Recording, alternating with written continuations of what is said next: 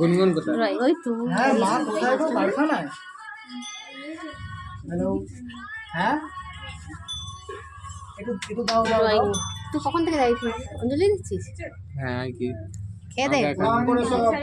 কিছুই খাইনি, পেট গুনগুন নামা করে দাও, গুনগুন নামা নামা করে দাও। জল খাওয়ার ইচ্ছা করছে। রান্না রান্না কোথায় করছো? আর এখানে একজন নিজে পার্সোনাল বন্ধুর সঙ্গে কথা হচ্ছে, আমি ইন্ট্রোডিউস করাবি না নিজের পার্সোনাল বন্ধুর সঙ্গে? যোগ হচ্ছে যোগ। পরে বলছি।